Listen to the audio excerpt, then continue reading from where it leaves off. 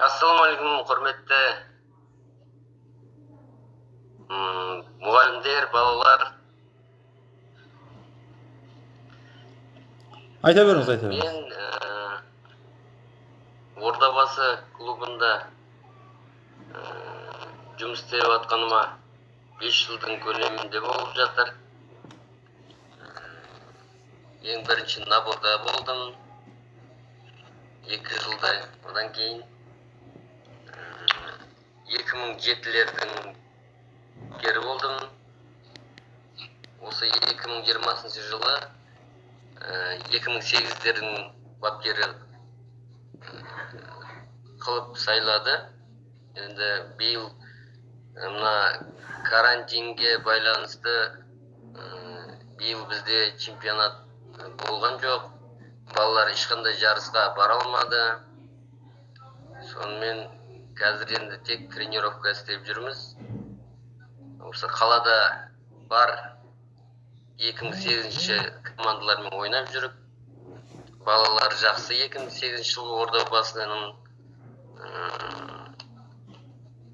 жаңағы жолдастық кездесулерде бәрін жеңіп жүрміз.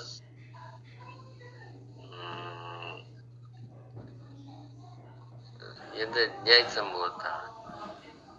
Жаңағы Ордабасы клубында осы жас өспірімдер арасындағы қандай жетістіктер бар? Ордабасы клубының енді біз Ордабасының жаңағы футбольный центрі группа подготовки дейді. 9 подгруппасы бар. Қазіргі таңда ең үлкеніміз 2002-лер, одан кейін 4, 5, 6, 7, 8, 9 деп кете береді. Бәрі ең кішкентай возраст чемпионатқа қатысатын. Осы 2008-лер, 12 жасарлар. Иә. Келесі жылдан бастап тағы 2 жылды қосайын деп жатыр. 11-10 жасарларды, 11 жастағы жасөспірімдерді чемпионатқа қосайын деп жатыр. Ордабасының жаңағы бапкерлері, осы группа подготовкелердің тренерлері өте тәжірибелі, командаларымыздың бәрі жақсы.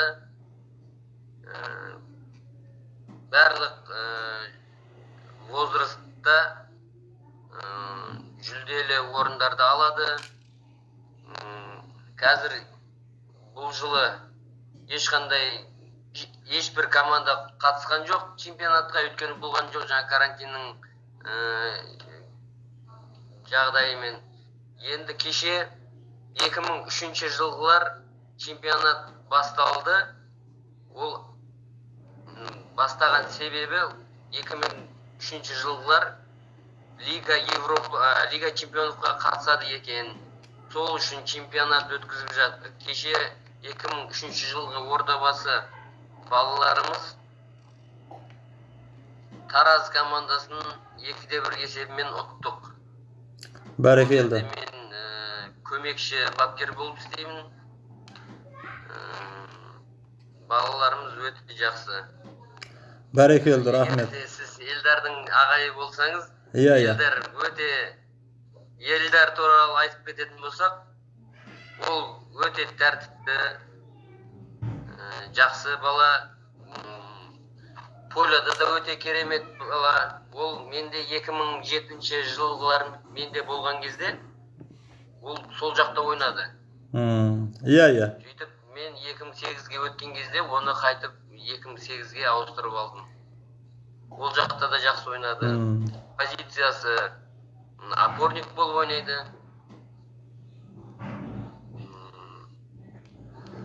Иә, бізде тағы да параллел класста Темірлан деген бала бар. Ол да біздің мектептен. Кім деген? Темірлан, иә, ол да өте керемет, жақсы бала. Ол да бізде болды. Иә. Кейін академияға ауысып кетті. Қайраттан келген бала ол. Иә. Ол да жақсы бала. Жақсы, поляда да жақсы, тәртібі де жақсы. Біз енді тренер болғаннан кейін ата-аналармен де қарым-қатынаста боламыз. Елдардың да Темірланның да ата-аналары өте жақсы, керемет. Енді мына бізде тыңдап отырған балдардың сұрақтары бар шығар сізге. Балалар микрофонды қосып, ағайларыңа сұрақ қойсаңдар болады. Балаларға ма? Иә. Марлен, микрофоныңды қосып, Рим ағайыңа сұрақ қойсаң болады футбол жайында. Феруза, сен қыздар арасында, мына Рим ағай, бізде қыздар арасында, мектеп арасында осы 2008-дер, 2007-лердің арасында бірінші орын алған. Осыдан 2 жыл бұрын ба, 1 жыл бұрын ба? Біздің мектептің қыздары. Сіздерде қыздар футболы қандай өзі? Бізде қыздар да бар. Бізде пока 2 возраст, мен білсем 2007, 2006-лар, кажется. Енді олар бізден бөлек тренировка жасайды. Нақты білмеймін, бірақ тренерлердің арасында жиналыс болған кезде тренерлер келеді, олар да результаттарын айтады, жарысқа барған.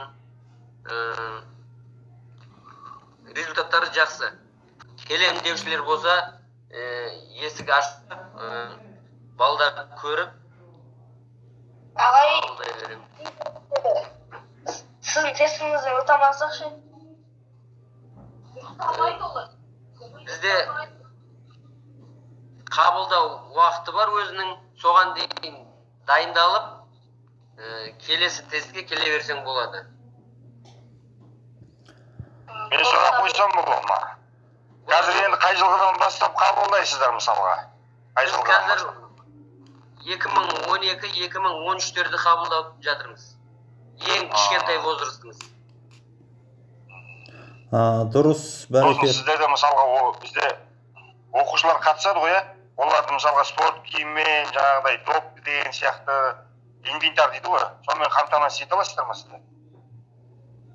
Ордабасы ма? Иә, Ордабасы клубы. Өзіміздің балаларды қамтамасыз етіп отырмыз.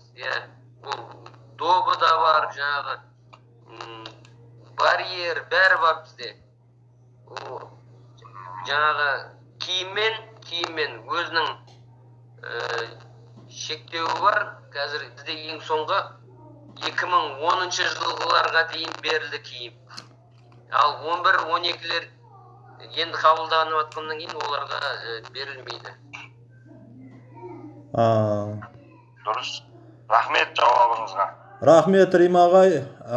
Сіз осы алтындай уақытыңызды бөліп, өйстіп осындай біздің жаңағы кездесуге кішкене де болса жаңағы балдарға, қыздарға не қылып атқаныңызға. Иә, құдай қаласа. Келесі кездесуге дайын, сұрақтарыңыз дайында. Иә. Құдай қаласа тағы да кездесерміз. Уақытыңыз болып жатса, телефоныңыз бар.